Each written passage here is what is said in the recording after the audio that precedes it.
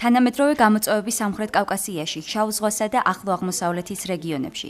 ამ თემით 24 ნოემბერს კავკასიის საერთაშორისო უნივერსიტეტში ახალგაზრდა დიპლომატთა კლუბის ორგანიზებით სამეცნიერო კონფერენცია გაიმართა.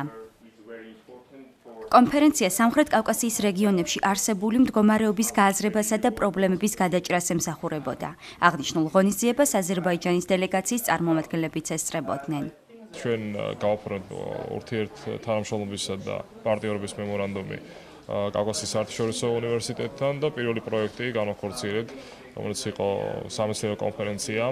სამეცნიერო კონფერენციას დაესწრო დელეგაცია აზერბაიჯანიდან, აზერბაიჯანის ახალგაზრდა დიპლომატთა კლუბი. პრეზენტაციები ეხებოდა რეგიონალურ უსაფრთხოების საკითხებს. მოხსენებლებმა განიხილეს უსაფრთხოების საკითხები კავკასიაში, ახლო აღმოსავლეთსა და სხვა რეგიონებში. ძალიან მიხარია ასეთი ღონისძიება გაიმართა აქ. ძალიან ბევრი ინფორმაცია მივიღეთ ჩვენ აქაურმა სტუდენტებმა, სხვა უნივერსიტეტის სტუდენტებმა, აზერბაიჯანელი წარმომადგენლებისაგან. ბევრი გავიგეთ ერთმანეთის ინტერესების შესახებ.